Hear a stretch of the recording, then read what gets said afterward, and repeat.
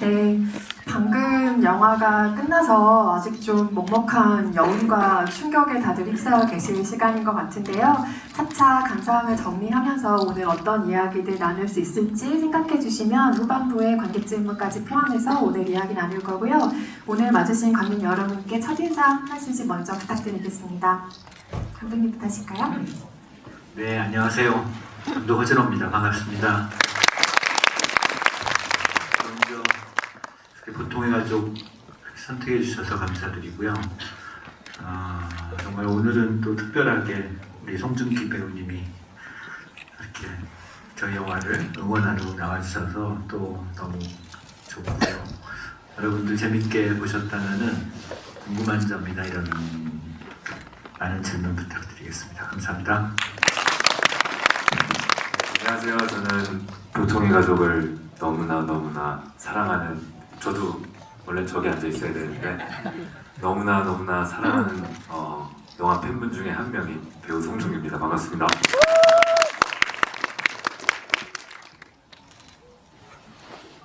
안녕하세요. 반갑습니다. 양동근입니다.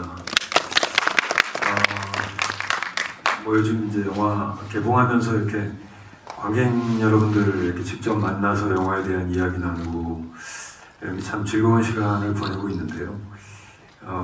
특히 이제 배우 입장에서는 영화가 조금 자신이 없거나 하면은 사실 이런 자리에 나오는 게 좀 싫을 때가 있거든요. 근데 요즘은 관객 여러분들과 이렇게 좀 의미 있는 이야기도 많이 나누고 그래서 참 좋은 시간 보내고 있습니다. 오늘도 좋은 얘기 많이 나눴으면 좋겠고 특히 이제 요즘 한국 영화 지킴이 GV 요정으로 활동하고 계신 우리 송중기 배우와 함께해서 맞습니다. 앞으로 한 시간 굉장히 기대가 됩니다. 많은 이야기 나눴으면 좋겠습니다. 감사합니다. 네, 오늘 영화 연출하신 감독님 그리고 주연 배우 그리고 요정까지 함께하는 자리입니다. 본격적으로 오늘 저희 집이 시작할 거고요. 우선 오늘의 스페셜 게스트인 송중기님께 마이크를 먼저 한번 드려보겠습니다. 네. 보통의 가족을 보신 전반적인 소감을 이야기해 주셔야 저희가 얘기가 구체적으로 좀 풀릴 것 같아요.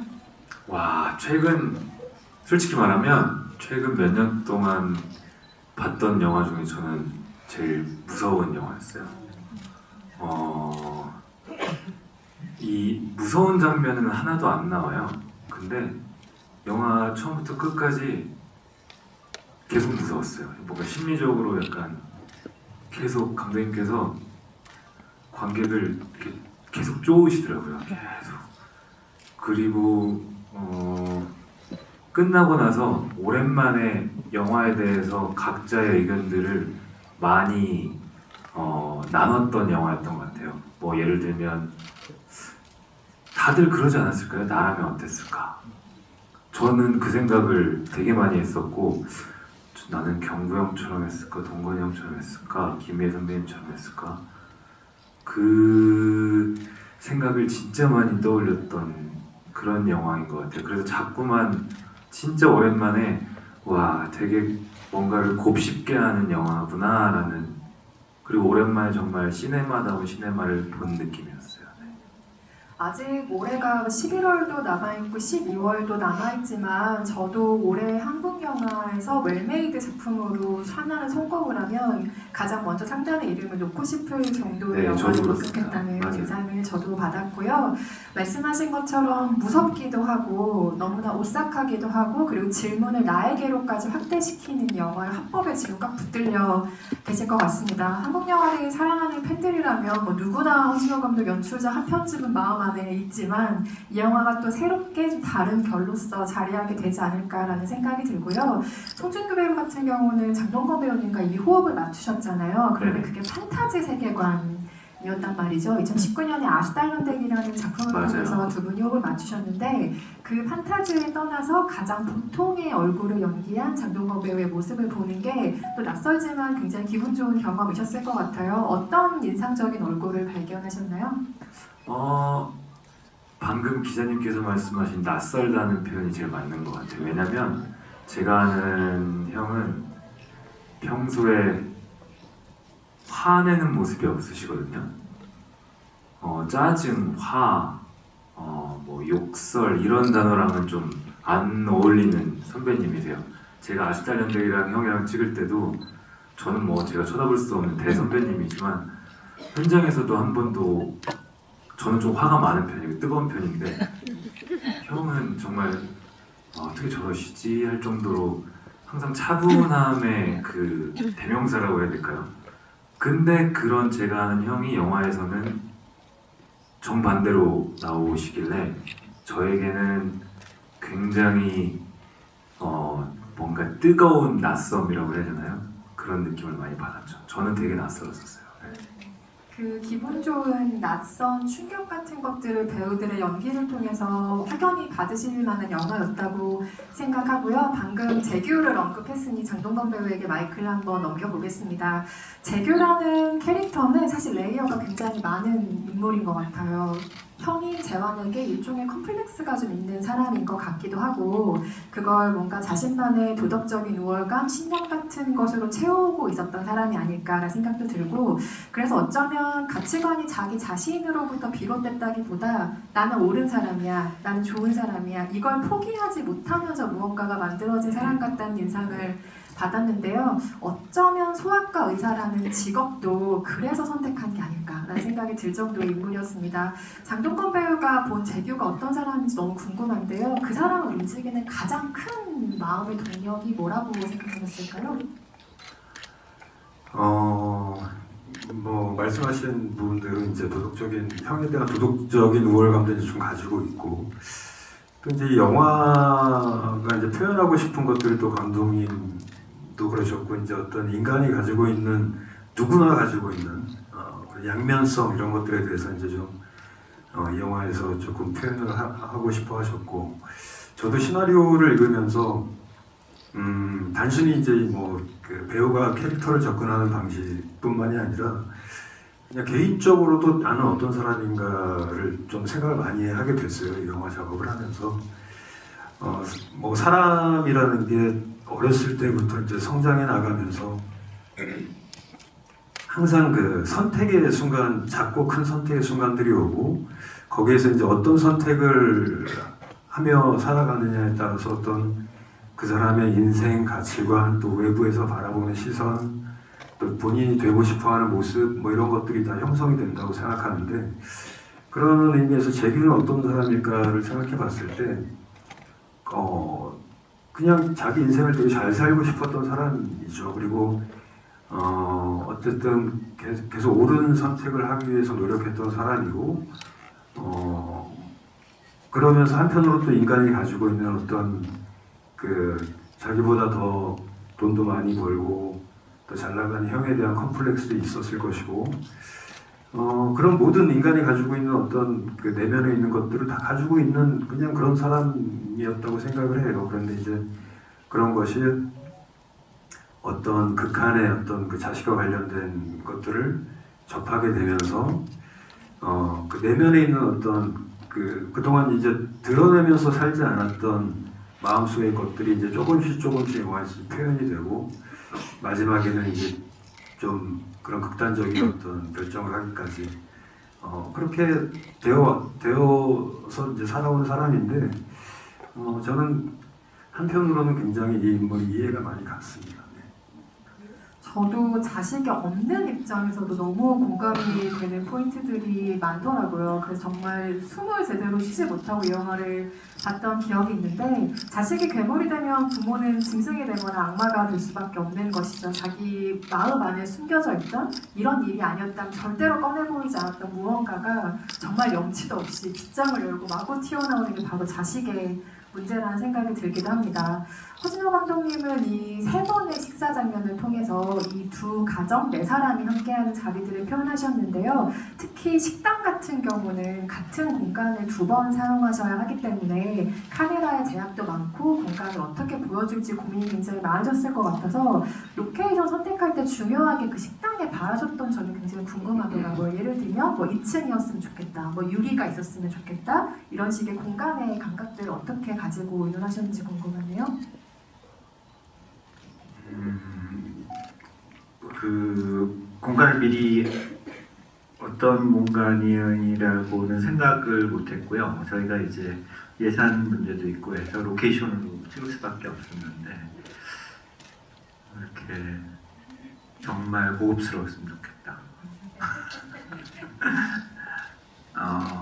그러니까 이제 제완이라는 인물이 가지고 있는 어떤 재력적인 것들이나 어쨌든 그 공간은 굉장히 선택된 이런 정말 부자들 혹은 뭐 그런 사람들이 갈 수 있는 어떤 그런 공간이면은 좀 괜찮을 것 같다는 생각에서 제가 여러 군데 돌아다녔었어요. 근데 그렇게 유리가 있고 와인으로 아마 여러분들도 보셨겠지만 와인으로 쭉 돼 있는 벽면과 또 이렇게 단독으로 돼 있는 어떤 그런 그 룸이라고 그러나요? 그런 곳이 마음에 들었는데 그 청담동에 있는 굉장히 궁금했어요. 어딘지 여쭤보려고 했어요. 너무 고급스러워서. 저희 집에서 그 200m 떨어진 곳이어가지고 촬영 때 꽤 오래 촬영을 했는데 거기 촬영할 때 좀 편했어요. 집에서 그냥 걸어서 가고 그래서 그 SM에서 경영하는 식당.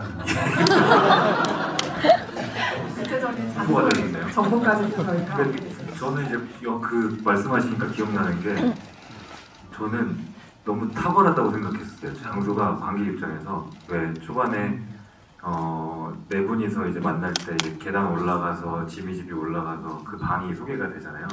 저도 이제 촬영을 하는 입장이니까 딱 그 방이 소개되는데 유리더라고요. 사방이. 그래서 속으로 아이고 왜 저기를 저 반사 저거 촬영할 때 유리 반사가 너무 많아서 보통 촬영팀에서는 선택을 안 하는 공간이거든요.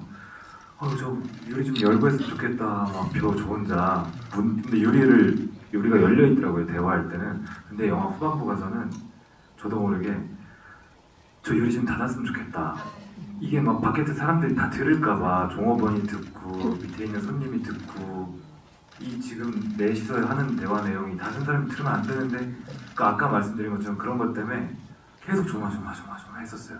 그러니까 그게 공간이 주는 그 힘도 있었던 것 같아요. 맞아요. 그리고 저는 어떻게 보면 그 두 번째 식사 자리야말로 첫 대화 자리가 약간 살얼음판 걷는 것 같은 맞아요. 기분이었다면 두 번째 식사 자리는 유리에 막 쩍쩍 금이 가는 어떤 느낌이 맞아요. 상상이 되기도 하고 그래서 공간과 한층 더 결부된 깊은 인상을 받으면서 그 공간을 아주 스릴 있게 지켜봤던 것 희애 같고요. 선배님과 동건이 소리 질 때 제발 좀 목소리 좀 주시죠. 맞아요. 계속 네, 매니저분이 참을성이 많으시다 찾아오지 않으시네 뭐 이런 생각도 했었고 식당 매니저분이 그런가 하면 각 가족의 식사 장면도 짧지만 아주 인상적인 몽타주로 등장을 합니다. 재환도 그렇고 재규도 그렇고 부모와 자녀가 각각 다른 메뉴를 아침 식사를 먹고 있고 대화 없이 스마트폰을 보거나 좀 단절된 인상의 몽타주가 짧게 등장을 하는데요. 가족이 함께하는 순간은 하루 중에 굉장히 여러 순간들이 있잖아요. 그 중에 식사 장면만이 보여줄 수 있는 어떤 느낌들이 있는 것 같아요. 그렇기 때문에 세 번의 식사 장면도 이 영화에서 아주 중요한 모티프가 되는 건데요. 감독님 그 식사 장면만이 보여줄 수 있는 사람의 어떤 면들, 가족의 면들 이런 게 있다면 무엇일까요? 식사 장면만 보여줄 수 있는 면들.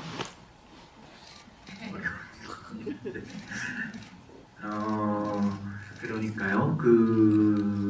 물론 이제 뭐 한 끼라도 같이 식사를 하는 게 가족이다 이런 요즘 광고도 있고 하지만 그 식사라는 게 굉장히 중요한데 어느 순간부터 굉장히 진짜로 저도 마찬가지인데 대화가 없어진 것 같아요.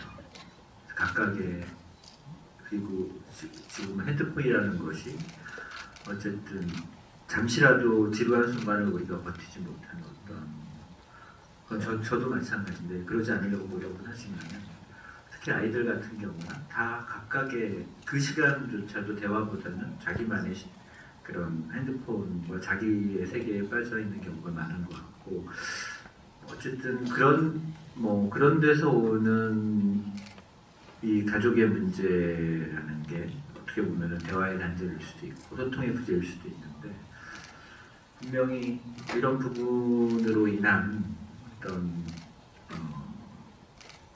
이런 보통의 가족에서 이런 사건들이 일어나지 않았나라는 생각도 하면서 그걸 조금 강조해서 핸드폰을 보고 또 각각의 식사를 하고 분리된 느낌을 좀 주려고 했었습니다. 식탁이라는 게 가족들이 물리적으로 한 장소에 모일 수밖에 없는 공간이기도 해서 그들의 행동을 자세히 살펴보면 아마도 이런 시간이 쌓여서 지금의 이런 가족의 형태가 됐겠구나를 알 수가 있는 결정적인 장면인데요. 그런 몽타주 하나까지 흘리지 않는 게 바로 연출의 관록이라는 생각이 드는데 곳곳에서 그런 포인트들을 아주 많이 발견하게 되는 영화였습니다. 첫 부분에 등장하는 장면이 조금 의외라고 생각하시는 관객분들도 많으셨을 것 같아요. 전혀 예상치 못한 장면으로 시작한다고 생각하신 분들도 계실 것 같고요. 보복 운전 교통사고가 등장을 하는데요. 사실 이거는 영화 전반에 영향을 미치면서 연결이 되는 부분이라고 생각하는데 관객 각자마다 해석이 조금 달라지는 지점일 것이라 송중기 배우님 해석이 궁금했어요. 첫 부분에 등장하는 그 사고가 이후에 영화와 어떤 연결점들을 가지게 될까요? 그 시작이 물론 이제 영화 끝까지 보고 나서는 이게 이유가 있었구나 했지만 처음에 영화 시작했을 때만 하더라도 어떤 생각이 들었냐면 되게 처음부터 바로 감독님께서 이렇게 두 인물 콘트라스트를 주셨구나. 좀 놀랐었어요. 그 사고 한 사건으로 이제 발생한 가해자가 있고 이제 뭐라고 희생자라고 해야 되나 피해자라고 해야 되나요? 환자분이 계셨죠. 근데 가해자는 경구 형님 재환이가 변호를 맡고 이제 환자는 소아과 의사인 재규가 치료를 하고 거기부터가 불안의 시작이었어요. 뭐가 이게 있으니까 이렇게 하셨구나. 그때부터 불안해졌는데 그 시작이 굉장히 강렬해서 좋았고 또 뭐 다른 얘기일 수 있는데 그 생각도 들었었어요. 변호사 되게 잘 나가는 로펌 변호사고 형은 또 소아과인데 약간 과장 맞나요? 과장 느낌이 들었거든요. 저는 소아과 과장. 두 분 다 의사 변호사인데 왜 뭐가 보통의 가족이라는 거야? 너무 잘 나가는 사람들인데 처음에는 그랬는데 영화 보고 나니까 제목이 소름 돋았어요. 영화를 끝까지 보고 나니까 저 이거 호러 영화 아니에요. 여러분 이거 호러 영화는 아닌데 저 개인적인 느낌이 그랬다는 겁니다. 네. 맞아요. 그 장면 바로 이후에 붙는 그 두 인물의 소개가 굉장히 흥미롭죠. 사람을 살리는 사람으로 소개가 되는 재규와 또 그 사람이 변호를 맡는 재환의 모습이 대비가 되고 뒤이어서 지수와 연경이 각각 어떤 모습으로 첫 등장하는지에 대한 소개도 흥미로운 스케치로 보이는 장면들이었습니다. 초반 교통사고는 그 외에도 굉장히 많은 함의를 가지고 있다는 생각이 있는데요. 관객 여러분 각자 해석도 굉장히 궁금한 부분 중에 하나입니다. 그 초반 교통사고 블랙박스 화면을 모두가 봅니다. 아이들은 유튜브 라이브 형태로 보는 것 같고 아마도 그리고 재환은 자신의 사무실에서 보기도 하고 모두가 그 영상을 보죠. 그때 이 영화는 여러 번의 CCTV 장면이 등장을 합니다. 그러니까 블랙박스를 CCTV로 상정을 한다고 하면 그 역시 CCTV일 텐데 이후에 아이들의 무언가를 듣게 되는 재환의 장면도 CCTV를 통해서이기도 하죠. 그 때문인지 저는 몇몇 장면들이 마치 CCTV 구도처럼 인물들을 바라보고 있다는 생각을 이 영화를 보면서 몇 번쯤 하게 됐는데요. 대표적으로는 그 아들의 소매를 세탁하는 연경의 부감 같은 것들이 지금 딱 생각이 나는데요. 실제로 그 CCTV라는 것, 그러니까 누군가 지켜보고 있는 화면이라는 것, 이게 실제로 촬영 컨셉트나 연출에 영향을 미친 부분이 있을지 감독님께 한번 여쭤보고 싶습니다. CCTV는 어떻게 보면 정말 굉장히 가깝게 있는 우리가 어디를 가나 CCTV라는 건 있잖아요. 그런 부분들을 이제 영화에서 가져갈 수 없는 부분들이 있었던 것 같고요. 부감을 썼던 건 이제 촬영 감독과 이제 코치 작업을 할 때 촬영 감독이 부감을 써보면 어떠냐라는 아이디어를 냈던 것 같아요. 그거는 글쎄 부감이 가지는 어떤 내려다보는 것들은 어떻게 보면 어떤 누가 하늘에서 지켜보는 느낌도 있을 수가 있고 아니면은 이것은 또 관객의 시선일 수도 있을 것 같거든요. 관객들은 어쨌든 이 영화를 보면서 그러니까 이 영화가 어떤 보통은 주인공의 감정이 이입이 되면서 쫓아가는 이제 영화들이 많잖아요. 근데 이 영화는 어떻게 누구한테 쫓아갈지가 아이들이 제발 좀 안 걸렸으면 좋겠다도 아니고 그렇다고 또 뭐 그 재환의 시선으로 쫓아갈 수도 없고 재규의 시선으로 쫓아갈 수 없기 때문에 어떤 조금은 그 관객의 시선이 느껴질 수밖에 없는 부분이 있었던 것 같아요, 영화에서. 그래서 이제 부감을 그런 의미로서 사용을 했습니다. 그래서 마치 누군가가 혹은 우리가 이들의 행동을 자세하게 들여다보고 있는 것 같은 인상을 주는 작품이기도 하죠. 영화의 분위기가 또 한 번 반전되는 건 재규가 고라니를 치는 교통사고인 것 같아요. 이 부분을 기점으로 영화의 분위기가 한번 크게 변화하는데요. 여러 번의 교통사고가 등장하다 보니 이 역시 의미가 좀 확장되는 부분이 있는 것 같습니다. 제가 그 장면에서 흥미로웠던 것은 재규가 이렇게 그 고라니를 친 걸 끌고 가는 게 아이들이 노숙자를 끌고 가는 동영상 화면이랑 너무 링크가 되는 장면이어서 여기서부터 무언가가 시작된다는 인상을 아주 강하게 받은 장면인데요. 그 고라니 사고에 대한 재규를 연기하신 장동건 배우님의 해석도 궁금했습니다. 그게 어떻게 영향을 미쳤을까요? 그렇죠. 벌써 알겠지만 영화 이제 자동차에 관련된 것들이 한 4번 정도 나오는데요. 첫 장면이 그렇고 이제 두 번째가 첫 번째 식사 후에 이제 재환이 그 레스토랑 밖에서 이제 차로 치고 같이 이렇게 장난치는 부분에서 그랬었고, 이제 세 번째가 이제 고라니와의 교통사고, 그리고 마지막 엔딩 장면이 있는데, 이제 그 고라니를 놓기라는 그 장면은 이제 영화적으로는 아까 지금 말씀하신 대로 어떤 그 아이들의 CCTV 장면에서 그 노숙자를 이제 벨치 끌면서 이렇게 유기하는 그 씬하고 이제 굉장히 좀 비슷한 장면들이 되면서 어떤 영화적인 장치였을 수도 있고, 또 이제 그 이후 장면이 사실 보면은 주차장에서 이제 영경이 이제 차에서 놀래서 이제 나와서 둘이 차 안에서 대사를 하는데, 보면은 이제 차 유리가 금이가 있죠. 그래서 그 둘 사이에 이제 어떠한 가족의 이제 불화의 시작, 금이 가기 시작하는 그런 것들을 좀 상징하기도 하는 그런 신이었었는데, 이제 연기를 하는 배우 입장에서는 저는 이제 그 촬영할 때 이제 그런 생각을 했어요. 지금 저희가 이렇게 급하게 집에 가는데 고라니를 쳤다고 저걸 굳이 힘들게 길가에 옆으로 치우고 갈 이유가 있을까? 빨리 가야 되는 거 아닌가? 그리고 그런 생각을 했는데 제 스스로는 이제 저를 그렇게 납득을 시켰어요. 재규에게서 어떤 점이 그런 행위를 하게 했을까? 예를 들면 뭐 고라니를 치웠다는 것은 사실 범죄도 아니고 그냥 지나갔어도 되는 건데 그걸 왜 굳이 길 옆으로 치웠을까? 전 두 가지 중에 하나라고 생각했거든요. 그냥 자신의 어떤 그런 것들을 남이 안 봤으면 좋겠는 그 심리.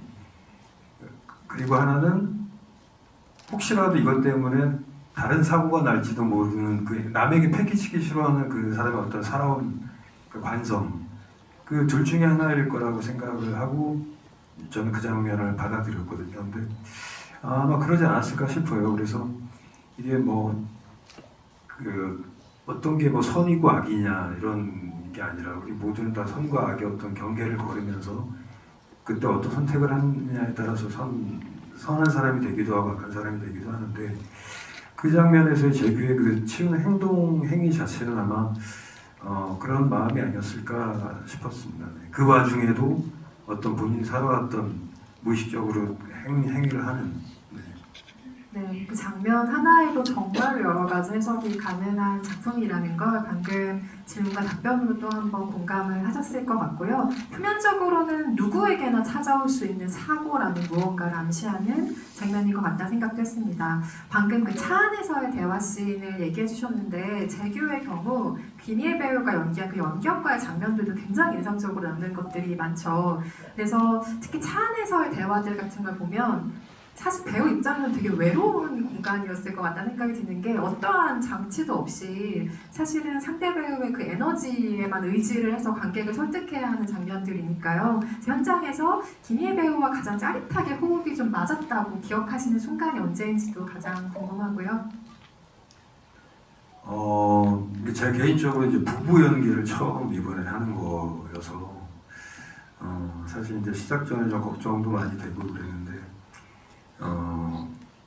그 김예 선배님이 일단 너무 그 잘 받아주셨고요. 그리고 제가 뭐 현장에서 그 예를 들면 이제 첫 번째 식사 장면 이후에 그 이제 치매에 걸리신 노모님의 어떤 거처 문제로 그 가족 회의가 있고 밖에 나와서 이제 찍는 장면 때 그때 이제 뭐 그 재규가 어떤 마음으로 이제 연경이가 나왔을 때 바라봐야 되고 이런 것들을 이제 좀 제가 결정을 못 하고 이러고 있었는데 리허설 때 이제 김혜 선배님이 이렇게 오시더니 옆에서 싹 팔짱을 끼시는 거예요. 그래서 그때 그냥 그 느낌이 진짜 그 부부 같은 느낌이 들었고 어떻게 해야 되는지가 이렇게 쫙 정리가 되더라고요. 그래서 김혜 선배님한테 도움 많이 받았고 또 찬의 그 장면 같은 경우에는 서로의 어떤 입장 차이가 너무 분명할 때 이제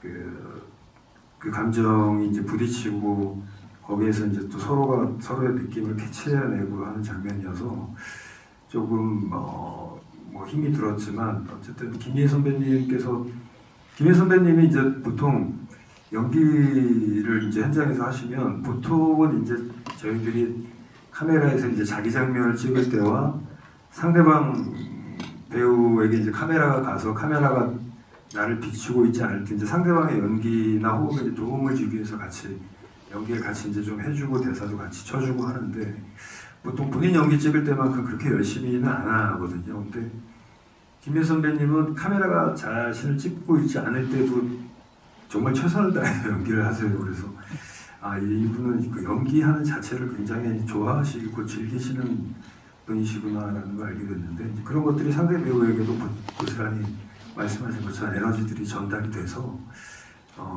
굉장히 제가 도움을 많이 받았습니다. 그 배우들이 서로 주고받는 엄청난 에너지가 각자의 표현마다 좀 다르겠지만 저는 진짜 날카로운 현악 사중주 같은 것을 보는 기분으로 4명의 식사 자리 대화 장면을 계속해서 봤는데요. 송중기 배우님이 가장 인상적으로 꼽고 싶은 이 영화의 연기의 순간이라는 게 있다면 너무 많으시겠지만 어떤 장면 지금 딱 떠오르세요?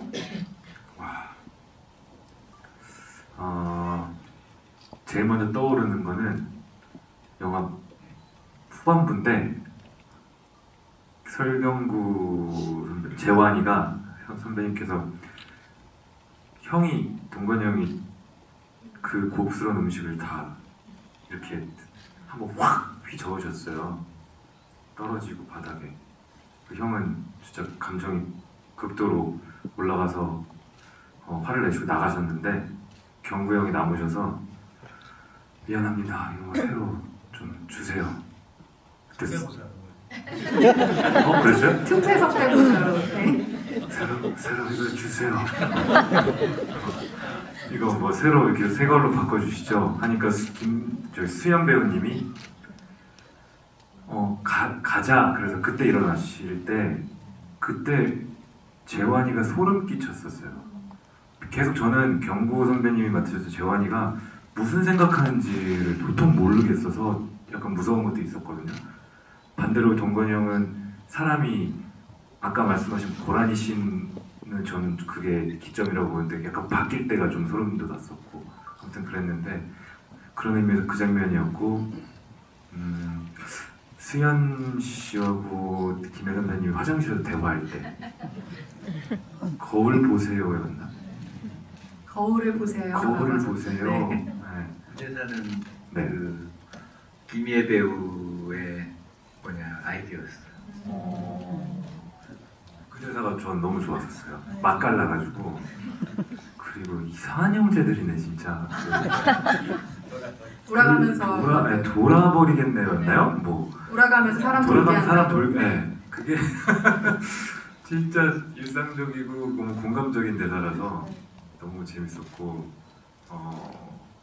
동건이 형이랑 아들이랑 한강에서 하는 대화 장면 너무 인상 남았었고 네 많이 뭐 얘기하려면 더 할 수도 있는데. 네, 정말 끝도 없이 여기에 명장면 퍼레이드를 뽑을 수 있는 영화라는 점에서도 반가운 것 같고요. 관객석으로 마이크를 넘겨서 질문을 받으면서 이야기를 나눠볼까 하는데요. 손을 들어주시면 마이크를 전달해 드릴 가운데, 거고요. 네. 네, 분이 제일 먼저 드셨어요. 네, 제가 정가운데 봤어요. 계신 저 것 잘했죠. 같아요.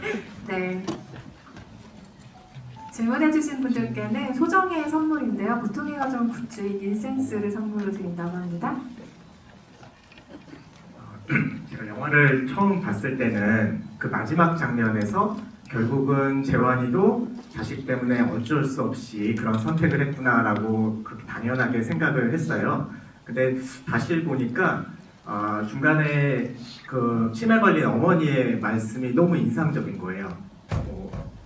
조심해, 저 놈이 순해 보여도 사실은 정말 독한 놈이야, 뭐 이런 말을 하는데, 그럼 결국에 이 어머니가 보기에는 이 재규는 그 원래 천성이 워낙 그런 사람이었기 때문에 결국 그런 극단적인 선택까지 할 수 있었던 것이 아닌가라는 생각도 좀 들었거든요. 그래서 감독님 보시기에 또 그리고 장동건 배우께서 보시기에 그 재규라는 캐릭터는 워낙 그런 천성이 있었던 애가 그런 선택을 한 건지 아니면 뭐 자식 때문에 정말 어쩔 수 없는 선택을 한 것에 가까운지 그 의견이 좀 궁금합니다.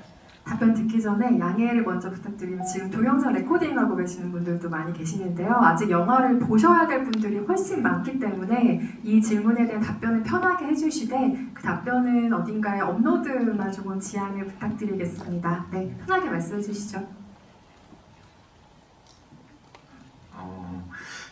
그러니까 저도 이제 그 재규의 변화가 어떻게 하면은 영화에서 개연성을 가질까에 대한 고민을 많이 했어요. 어쨌든 굉장히 재규라는 인물은 큰 변화를 가지고 있는 사람인데, 근데 이제 원작 소설은 그런 폭력적인, 특히 약간의 그런 정신병적인 그런 것들이 유전되는 설정들이 있어요. 그래서 아마 그런 부분에서 그런 대사들을 집어넣었고요. 뭐 혹시 그러니까 뭔가 그 할머니가 여보 할 때 보면은 아버지도 그런 부분들이 있지 않았나를 어떻게 보면은 조금 그냥 이렇게 뭐랄까요? 이렇게 밑밥이라고 표현하면 그냥 좀 깔아놓은 거가 있었던 것 같고, 이제 어떻게 보면은 저도 이제 그 장동건 배우랑은 제가 위험한 관계 찍을 때 같이 있었거든요. 중국에서 한 오랫동안 몇 개월을 같이 있었는데, 그 우리 송중기 배우께서 얘기하는 정도로 정말 굉장히 화를 안 내는 사람이죠, 정말. 그래서 저도 처음에 같이 이제 대본 읽을 때 그냥 동건 씨다, 이거는 그런 사람이었으면 좋겠다라고 시작을 하면서 거기에 조금씩 더 덧붙였어요. 그리고 그런 얘기를 했던 것 같아요. 그런 사람이 화나면 진짜 무섭다. 조심하세요.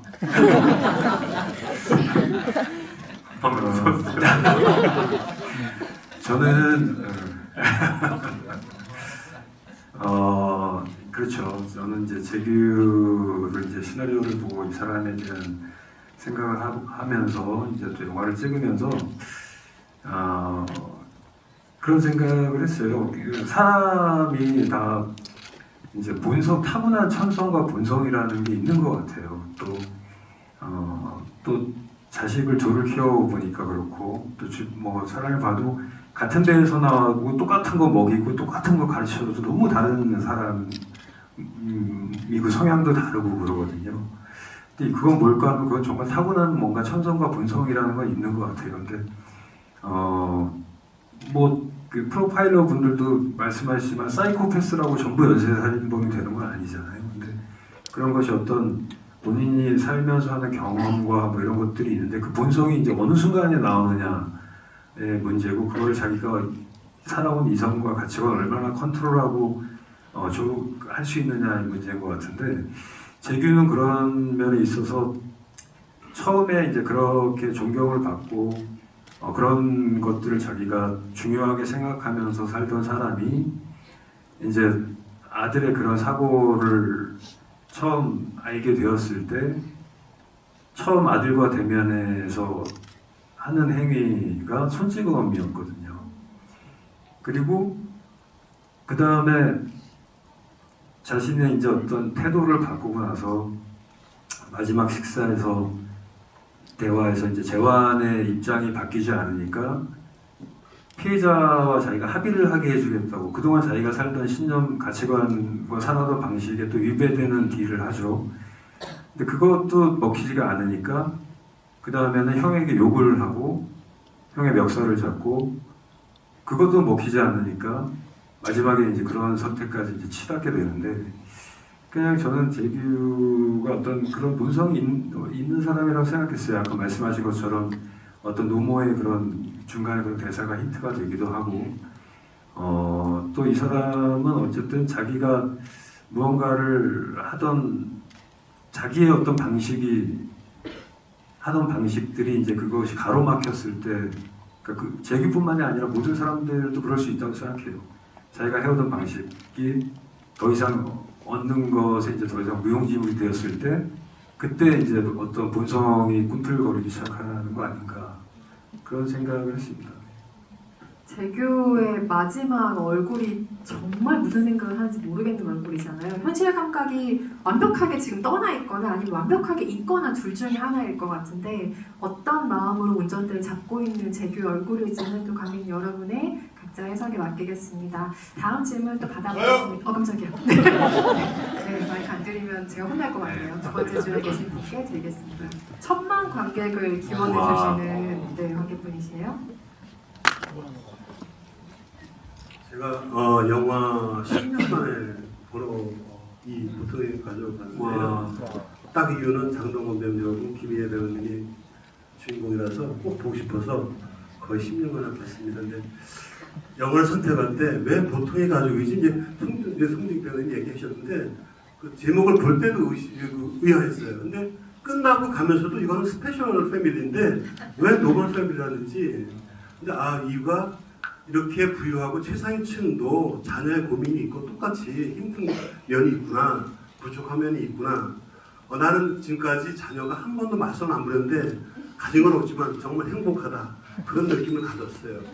송중기 배우님도 상당히 감명 깊게 보셨다는데 제 생각에는 자녀가 있기 때문에 더 감명 깊게 보지 않나 그런 생각이 들었고요. 한 가지 뭐 제목은 그렇다 치고 이게 이제 성공하려면 그 영화가 갖고 있는 상징적인 그 대사가 있어서 많이 입소문도 나고 퍼져나거든요. 그래서 이 대사는 이 영화를 보신 분은 꼭 기억하고 가고 싶고 또 지인들 만나면 이 대사를 통해서 이야기를 나눠서 이 영화를 홍보해줬으면 좋겠다는 어떤 시그니처 같은 어떤 그 대사 한 마디가 딱 있어야 되거든요. 너나 잘하세요 뭐 그런 말이 있듯이 어떤 상징적인 대사가 있으면 상당히 좋을 것 같아요. 그래서 우리 좀 교육을 좀 시켜주고 하시면은 그것도 그리고 한 가지 너무 앞만 보시는데 이 구석에도 사람이 있거든요. 네, 와, 알겠습니다. 네, 그럼요.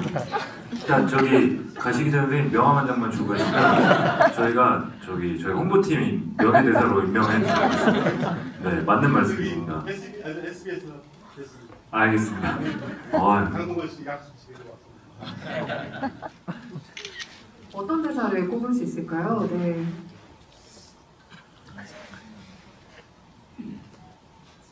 그 어느 때보다 신중한 재환이 하는 네. 네, 선생님 말씀이 너무 맞는 게 그런 딱 뇌리에 남는 대사들이 있어야 되잖아요. 뭐 많이 묵었다 아이가 뭐 이런 것처럼 형의 대표작. 저는 형의 지금 그 대사도 너무 인상 깊었던 신이라서 그럴 수 있을 것 같고 아까 희애 선배님 거울 보라는 그쪽이 뭐였죠? 식사하다가 가족들 대화하는데 왜 껴 뭐 하는 대사가 있었잖아요. 빠져라고 했나? 근데 이제 영화의 어떤 메시지나 주제와 관련돼서는 사실 연경이 그런 대사들 좀 많이 하는 것 같아요. 인간의 어떤 뭐 자식이 제 마음대로 되면 사람들이 교회와 저를 왜 다니겠어요? 이런 대사나 우리는 당신 좋은 우리 좋은 일 많이 했잖아. 우리 좋은 일 많이 했잖아. 야, 어린아이들 많이 살렸잖아. 우리 한 번쯤은 이래도 돼. 뭐 이런 것들, 이런 대사들이 뭐 이 영화를 조금 이렇게 생각해보게 하는 그런 어떤 지점들에 있는 대사들 아닌가 싶습니다. 지금 저는 언뜻 그거 생각나네요. 그 구치소에 재환이 가해자를 만나러 갔을 때 이 영화의 모든 복선 같은 한마디를 하죠. 자식 앞에선 다 약해지게 돼 있습니다. 이 얘기를 하는데 보통의 가족의 부재가 아닐까. 자식 앞에선 다 약해지게 돼 있습니다. 이런 생각도 들고요. 네, 홍보 명예부장님 만나뵈서 반가웠습니다. 네, 다음 질문도 받아볼게요. 제가 방금 말씀하신 너무 영감을 얻어서 이쪽 사이드에 계신 관객분께 마이크를 드려야겠습니다. 저쪽에 손 번쩍 드시는데 흰색 옷 입은 관객분께 마이크 드립니다. 네, 감사합니다. 우선 너무 영화 재밌게 봤고요. 그리고 저는 질문이 장동건 배우님한테 있는데, 그러니까 이게 제가 개인적으로 느꼈을 때는 조금 이렇게 급발진이라고 느꼈거든요, 중간에. 근데 이건 다 개인의 그 받아들임에 따라서 다르겠고, 그래서 특히나 더 연기를 하심에 있어서 어려움이 있었을 거라고 생각을 해요. 근데 배우님들도 다 마찬가지겠지만 각자 그러니까 자신의 모습 중에 사랑하는 부분도 있지만 사랑하지 못하는 부분에 대해서도 감싸줘야 되는 그런 것들이 있잖아요. 개인적으로 이 삶을 살아오면서. 근데 그런 측면에서 그 이번에 배우님이 연기하신 재규의 캐릭터가 이렇게 델리케트한 그런 감정을 좀 보여주고 사람들의 공감을 이끌어내야 하는 그런 막중한 임무를 또 다른 캐릭터에 비해 더 있었을 것 같다고 저는 느꼈는데 특히 이 인물을 그 연기하심에 따라 연기의 난이도는 어땠는지 그리고 특히 뭐 공감하거나 공감할 수 없었던 부분은 좀 솔직하게 어떤 부분이 있었는지 궁금합니다. 네, 이제 마지막은 사실 급발진이죠. 재규 자체가 급발진을 한 거니까 뭐 계획적이었던 행위는 절대 아니었다고 생각해요. 그러니까 차 안에서 망연자실하게 있을 때 앞에 형이 보였을 것이고 자식을 지키기 위한 어떤 선택이었죠. 근데 그랬던 것이고 사실 저는 이제 재규뿐만이 아니라 이 네 명의 어떤 모습, 네 명의 어떤 캐릭터가 어떤 제가 볼 때는 그냥 한 사람 안에 있는 모든 감정이라고 생각해요. 이 네 명이 한 명 같은. 근데 그것을 그런 어떤 그 양면성이나 다면성을 하나씩 담당하고 있는 캐릭터라고 생각이 들었고요. 시나리오를 처음 읽었을 때 이상하게 이 재규라는 사람이 저는 어떤 사람인지 알 것 같았어요. 그래서 뭔가 그렇게 명예롭고 존경받고 싶어하는 사람이지만 내면의 어떤 그런 그 약간의 비겁함과 찌질함 같은 것도 있고 뭐 가족의 어떤 원성을 들으면서 또 자기가 지키고 싶어하는 것들이 있고 근데 그 지키고 싶어하는 것이 과연 자기의 신념인지 아니면 본인을 위한 선택인 건지 그러니까 여러 가지 생각할 지점이 좀 많은 캐릭터이기도 했었고요. 그래서 사실 뭐 재규 역할을 처음에 할 때는 제가 이제 기존에 했던 역할들이 사실 이런 좀 지금 보면 이렇게 주변에 있을 법한 현실적인 캐릭터인데 제가 이런 역할을 내가 거의 안 해봤구나라는 걸 제가 오히려 이 시나리오를 읽고 깨닫게 됐어요.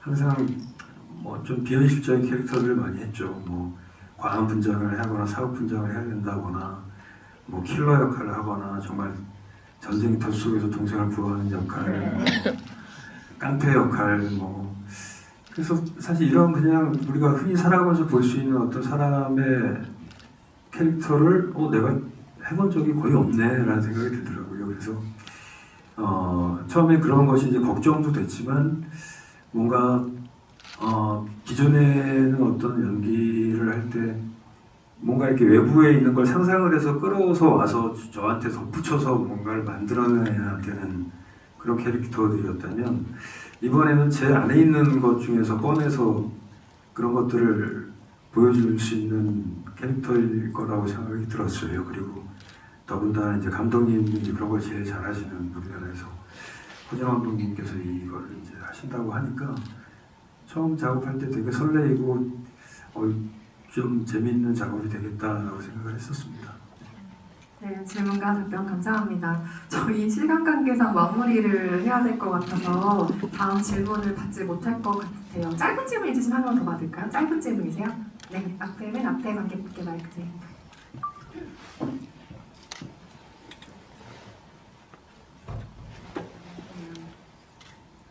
저는 이 영화 보면서 처음부터 계속 결말이 어떻게 날지 계속 궁금하다가 이제 이게 결말이 이렇게 나는 거 보면서 좀 생각지 못했던 결말이었거든요.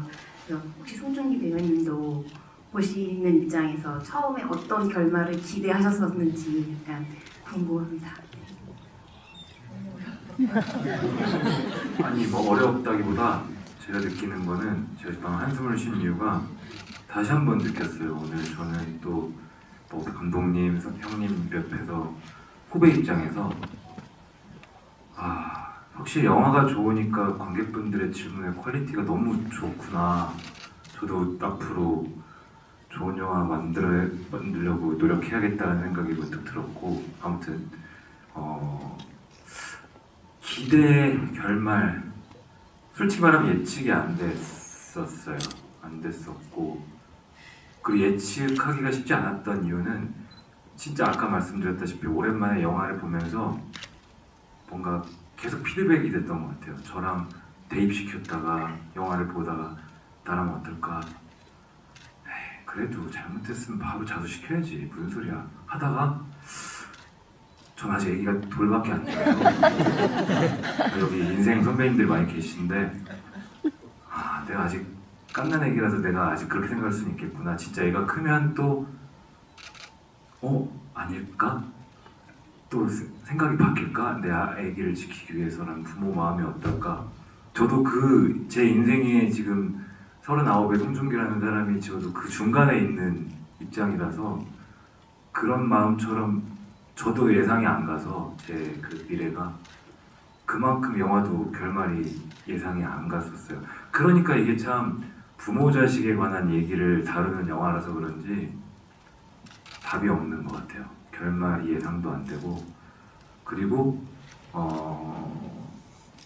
그래서 좋은 영화라고 생각이 들어요. 각자만의 생각에 각자만의 결론을 지을 수 있는 영화고, 야 넌 어떻게 생각해? 난 이렇게 생각하는데 웃기지 마 막 이렇게 하면서 싸우는 건 아니고 이렇게 토론을 할 수 있는 영화니까 참 그런 의미로 좋은 영화라고 생각이 들고요. 저도 그래서 관객 입장에서 그리고 또 영화계 후배 입장에서 정말 오랜만에 질투난다 저 역할, 저 영화 이런 영화를 한 편 본 것 같습니다.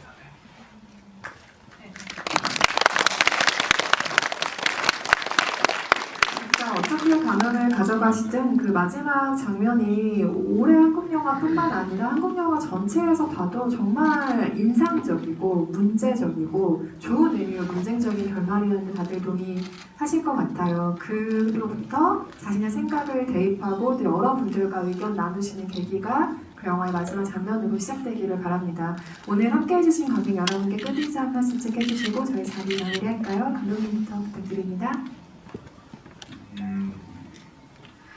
이렇게 늦게까지 이렇게 대화를 나눌 수 있어서 너무나 좋았고요. 고맙습니다. 영화 혹시라도 재밌게 보셨으면은 지금 극장가에 사람이 없어가지고 저희가 많은 걱정을 하고 있거든요. 그래서 이제 우리 송중기 배우분도 이렇게 응원을 해주시는 것 같고 주변에 이 영화에 대한 어떤 좋은 홍보 부탁드리겠습니다. 감사합니다. 또 관객의 한 명으로서, 동료의 한 명으로서 오늘 이렇게 함께 했는데요. 저는 좋은 영화를 본 것만도 저에게는 또 하나의 그 배우로서의 큰 배움의 자리였는데, 오늘 또 아까 말씀드렸다시피 확실히 작품이 좋으니까 관객분들의 피드백이, 질문이 여러 가지가 굉장히 내용이 너무 좋구나. 앞으로 나도 제 작품을 할 때 더욱더 좋은 영화 만들기 위해서 최선을 다해야겠다는 생각을 하나의 또 깨달음을 얻고 가는 것 같습니다. 오늘 늦게까지 이 자리 지켜주신 여러분 너무 감사드리고 주변에 보통의 가족 또 소개해 주시면 네, 정말 영화 키스키 더욱더 감사드릴 수 있을 것 같습니다. 고맙습니다. 네, 오늘 또 좋은 질문들 많이 해주시고 즐거운 시간이었습니다. 또 특히 우리 또 송중기 후배 배우가 옆에 있어서 저도 좀 편하게 좀 더 얘기를 더 많이 이야기할 수 있었던 것 같고요. 요즘 그냥 한국 뭐 영화가 뭐 늘 위기였지만 요즘 특히 위기인 것 같습니다. 그리고 이제 다른 것들보다 이제 좀 어떤 한국 영화 어떤 영화의 다양성 측면에서 어떤 화두가 많이 요즘 화두로 떠오르고 있는데 이 영화가 좀 성공을 거둔다면 어떤 그런 측면에 있어서도 좀 기여할 수가 있을 것 같고 또 그런 것들이 또 늘 뭐 사이다 영화들 이외에 이런 좀 생각할 여지가 있는 영화들이 조금 더 많이 제작되어질 수 있는 환경이 또 생길 수도 있지 않을까 그런 것들로 또 여러분들에게 또 좋은 영화로 보답하는 것들이지 않을까 그래서 사실 이 영화가 뭐 제가 출연해서뿐만이 아니라 그냥 개인적으로도 그런 측면에서도 좀 잘 됐으면 좋겠고 또 실제로 또 뭐 그런 생각을 하는 많은 영화인들이 또 이 영화를 응원하고 있기도 합니다. 그래서 여러분들께서 좀 많이 응원해 주시고 힘을 보태 주셨으면 하는 마음입니다. 오늘 늦은 시간까지 너무 감사드리고 또 좋은 시간에 또 되었으면 좋겠습니다. 감사합니다.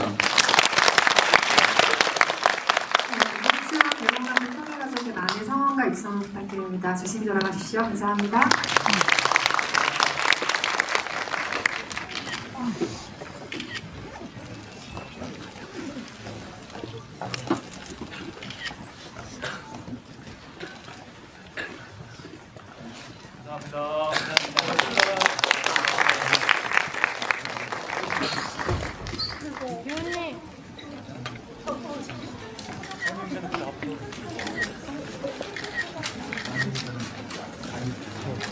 팬이고